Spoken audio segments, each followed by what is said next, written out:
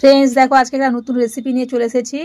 এই দেখো এখানে নিয়েছি ডিম, ডিম পুরো সেদ্ধ করে ছাড়িয়ে নিয়েছি। এখানে 7টা ডিম নিয়েছি আর এখানে সব মশলা রেডি করে নিয়েছি। পেঁয়াজ একটা নিয়েছি, টমেটো একটা, আদা রসুন পেস্ট নিয়ে নিয়েছি আর এখানে গোটা তেজপাতা, শুকনো লঙ্কা আর গোটা জিরে আর এখানে বাকি মশলা নিয়ে নিয়েছি। কি কি সেটা তোমাদেরকে দেখাচ্ছি, ঠিক আছে? ফোনটা ধর।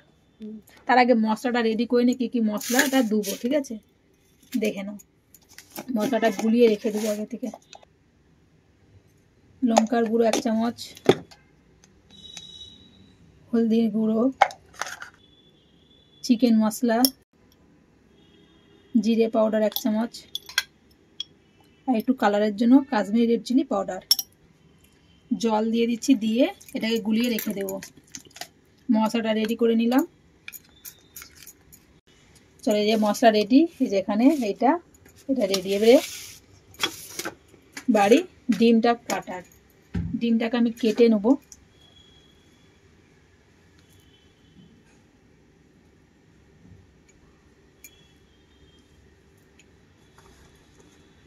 আমি এরকম 8 টুকরো করছি, তোমরা চাইলে তোমাদের পছন্দ মতো টুকরো করতে পারো, ঠিক আছে?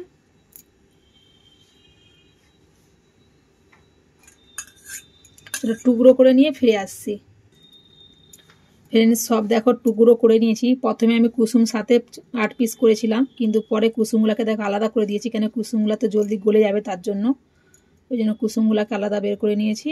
নিয়ে 4 টুকরো করে নিয়েছি, মানে 8 টুকরো। দেখতে পাচ্ছ যে এদিকে সব ডিমগুলো কেটে নিয়েছি আর এদিকে রয়েছে কুসুমগুলো।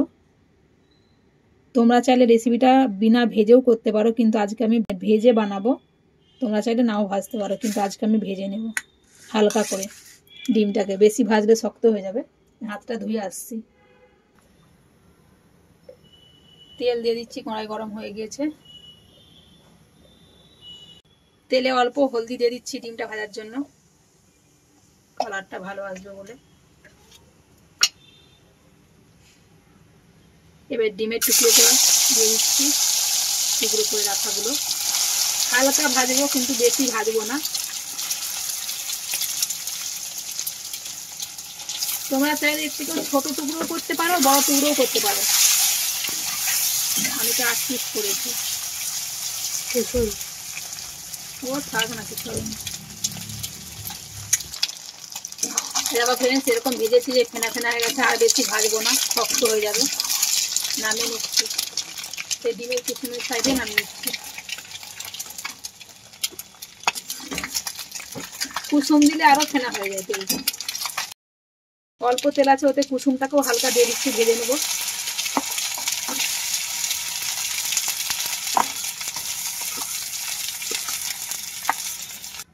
তেল গরম হয়ে গেছে, শুকনো লঙ্কা, তেজপাতা আর গোটা জিরে দিয়ে দিলাম।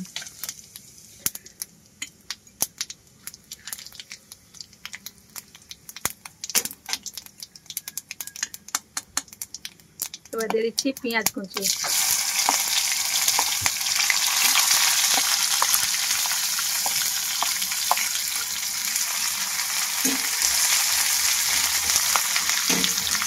পেঁয়াজটাকে আগে একটু ভেজে নেব।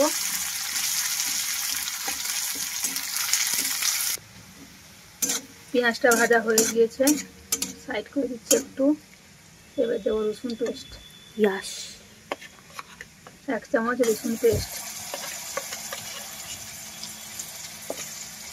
ওটা ভাজা হলে তারপরে আদা পেস্ট দিবে, হালকা ভেজে নেবো, কাঁচা গন্ধটা চলে যাওয়া অবধি।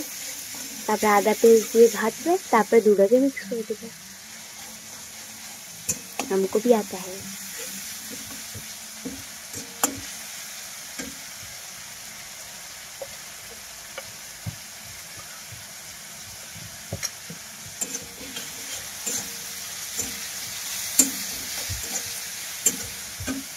এবার দিচ্ছি আদা পেস্ট।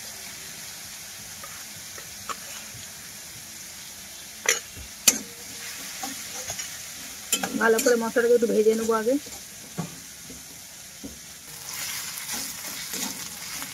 পেঁয়াজ রসুন ভাজা হয়ে গিয়েছে,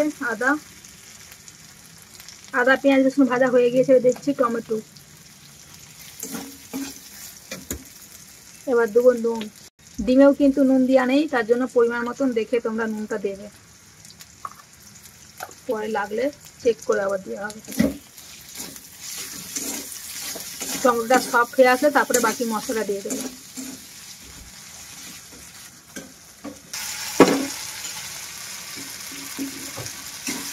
দেখো টমেটোটা সফট হয়ে এসেছে, তেলটাও কেমন ছেড়ে দিয়ে দেখতে পাচ্ছ। এবারে গুঁড়িয়ে রাখা মশলাটা দিয়ে দিচ্ছি, দিয়ে ভালো করে কষিয়ে নেবো তেল ছাড়া অবধি।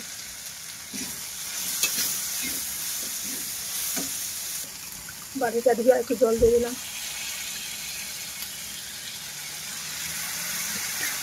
এবারে ভালো করে কষিয়ে নেবো। তোমরা চাইলে গরম মশলা দিতে পারো গোটা, আমি দিইনি। আমার মেয়েরা পছন্দ করে না, বলে কি গোটা মুখে পড়লে খাবারটাই বেকার হয়ে যায়, ওই জন্য দিলাম না। মশলাটা কষানো কমপ্লিট। এই যে তেলও ছেড়ে গিয়েছে, ভেজে রাখা ডিমটা দিয়ে দিচ্ছি। ভেজে রাখা ডিমটা দিয়ে দিলাম। ডিমটাকে দিয়ে ভালো করে মিক্স করে নেব।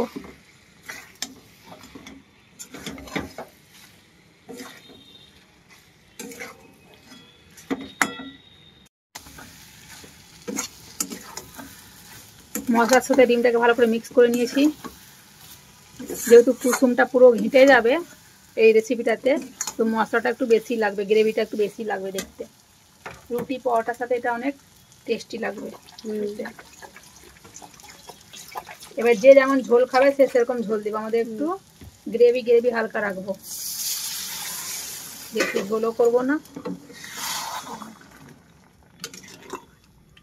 ধনে পাতাটা থাকলে ভালো হতো, ধনে পাতাটা শেষ হয়ে গিয়েছে।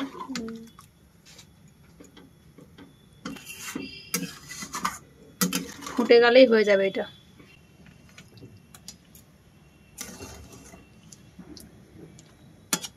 ফ্রেন্ডস, রেসিপিটা কমপ্লিট হয়ে গেছে। গ্যাসটা অফ করে দেবো।